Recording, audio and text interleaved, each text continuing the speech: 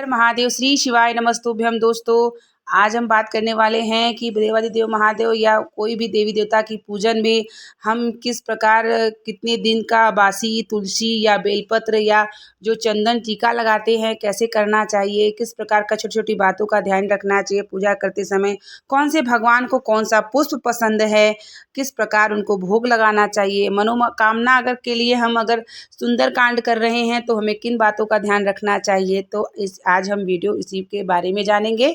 तो जो मेरे चैनल पर नए आए हैं वो मेरे चैनल को सब्सक्राइब कर सकते हैं। वीडियो पसंद आने पर वीडियो को लाइक शेयर कमेंट अवश्य करिएगा और वीडियो को अगर अंत तक आप देखते हैं तो आपको बहुत सी सारी चीज़ों की जानकारी अवश्य मिलेगी। शायद आप लोगों को पहले छोटी छोटी गलतियां या कुछ नहीं मालूम होगा तो आपको अवश्य मालूम होगा। तो चलिए हम वीडियो की शुरुआत करते हैं और हम जानकारी लेते हैं और बात करते हैं कि हमें क्या क्या पूजा में ध्यान देना चाहिए। देखिए, प्रातः काल में सभी हम सब उठ करके पूजन करते हैं तो सबसे पहले आप लोगों को सूर्य भगवान का जल अवश्य समर्पित करना चाहिए।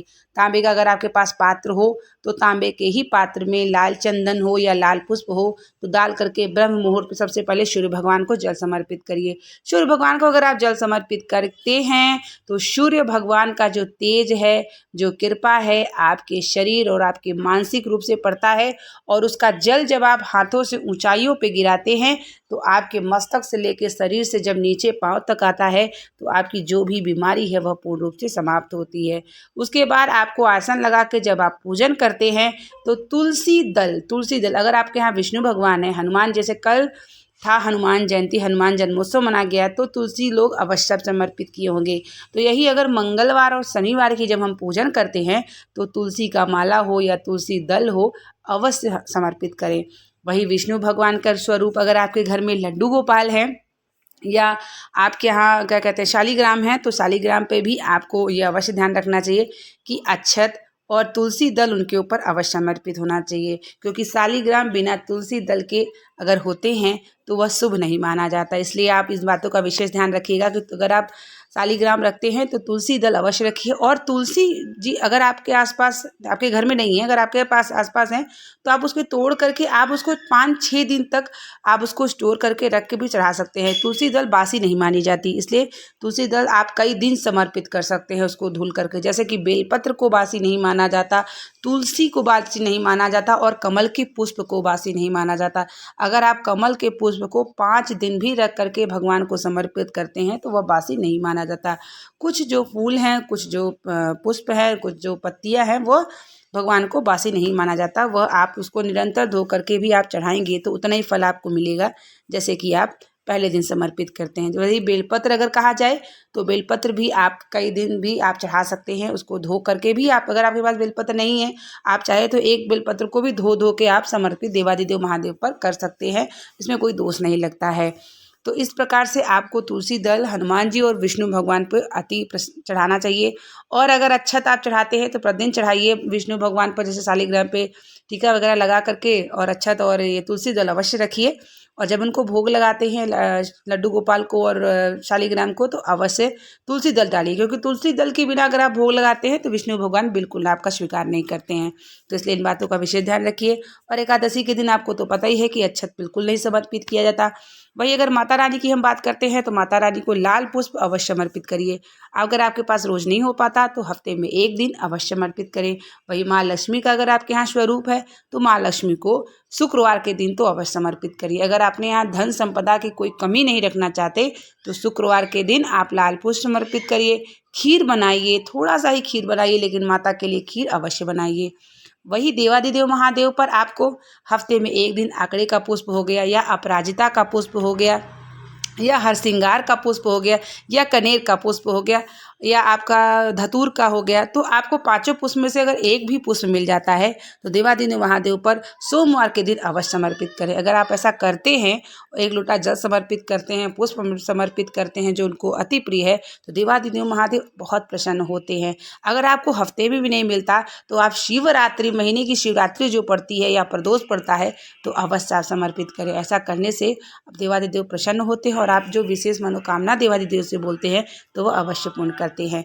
इसलिए अगर आपको इस प्रकार से महीने में एक बार भी अगर भगवान शंकर का प्रिय पुष्प मिलता है तो अति आप अवश्य समर्पित करें। अगर आपके घर में शिवलिंग है तो आप उस पर समर्पित करें, और अगर आपके आसपास मंदिर है तो देवादिदेव मंदिर की अगर आपको मिल जाती है तो उससे बढ़ के कोई बात ही नहीं हो सकती, तो आप वहाँ समर्पित करें।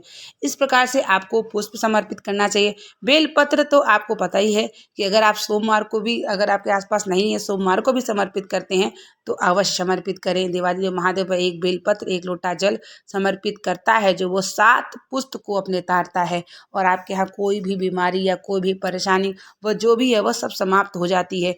इस तरीके से आप अगर एक बेलपत्र प्रतिदिन समर्पित करते हैं और उसको आप प्रसाद के रूप में लेकर के देवादेव महादेव से खाते हैं तो आपकी सारी बीमारी समाप्त हो जाती है। कुंदकेश्वर महादेव के नाम से आपको करना होता है।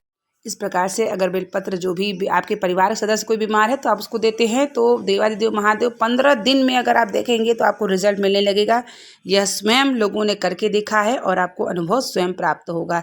इस प्रकार से कोई भी पूजा पाठ करते हैं तो अपना भाव देवादिदेव महादेव या कोई भी देवी देवता पर अवश्य रखें। भाव पूर्ण से अगर आप पूजन करते हैं और आपके पास कुछ भी नहीं, चलिए किसी के पास पुष्प भी नहीं है, बेलपत्र भी नहीं है, तुलसी भी नहीं, लेकिन भाव आपका ऐसा होना चाहिए कि मैं हर चीज़ समर्पित कर रही हूँ अपने इष्ट देवता, जो भी आप देवता को मानते हैं आप उसको आप वही समर्पित कर रहे हैं। अगर आपके पास नहीं है तो भगवान अवश्य उसको स्वीकार करते हैं और आपको मनोवांछित फल प्रदान करते हैं। आपके यहाँ जो भी बड़ी सी बड़ी परेशानी है, कष्ट है, वह आपको ऐसे कट जाएगा कि आपको पता ही नहीं चलेगा। इसलिए छोटी छोटी बातों को, जैसे गणेश भगवान हो गए तो गणेश भगवान को दूबा बहुत पसंद है। अगर आपके पास दूबा प्रतिदिन नहीं चढ़ा पाते हैं तो आप बुधवार के दिन दूब अवश्य चढ़ाइए। बुधवार के दिन अपने बच्चे, जैसे बच्चे मानसिक रूप से कमज़ोर है, पढ़ाई में नहीं मन लगता, तो उनसे दूबा अवश्य चढ़वाएं ओम गंगड़ पतये करते हुए। इस तरीके से अगर दूबा गणेश जी को समर्पित बुधवार को करते हैं तो आपके यहाँ धन धान्य का, जैसे कि गणेश भगवान की 2 पत्नी थी, रिद्धि सिद्धि की प्राप्ति होती है। तो इस प्रकार से अगर आप पुष्प है, फूल है, इस तरीके से अगर आप चढ़ाते हैं, जैसे हनुमान जी को लड्डू बहुत प्रसन्न है, मोतीचूर का लड्डू हो गया, बेसन का लड्डू हो गया, नहीं लड्डू है तो चने गुड़ का भी आप भोग लगा सकते हैं।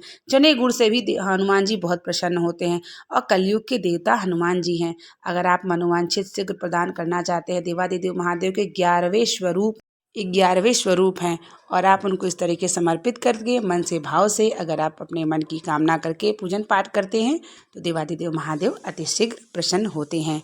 इसी प्रकार से मैं पूजा पाठ की वीडियो और जानकारी आप लोगों के लिए लाती रहती हूँ ताकि छोटी छोटी जानकारी के माध्यम से जो मुझे ज्ञान प्राप्त है, जो मैं शिव पुराण सुनती हूँ, जो मैं जो भी श्रवण करती हूँ या ज्ञान करती हूँ, मैं आप लोगों तक पहुँचाती हूँ ताकि आप लोगों को भी जीवन में जो छोटे छोटे कष्ट हों या परेशानी हो या जो भी हम पूजन कर रहे हैं, हमारी पूजन में क्या क्या त्रुटियाँ होती हैं वह पूरी तरीके से त्रुटि ना हो।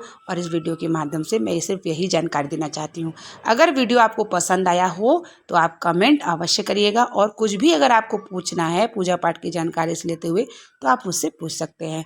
मिलते हैं आप लोगों के लिए नेक्स्ट वीडियो को ले करके, नेक्स्ट जानकारी के साथ, शिव महापुराण के बारे में, पूजा पाठ की जानकारी को लेकर के। तब तक के लिए आप लोगों को श्री शिवाय नमस्तुभ्यम। हर हर महादेव। देवादिदेव महादेव आपकी सारी मनोकामना पूर्ण करें और सारे कष्ट को हरें।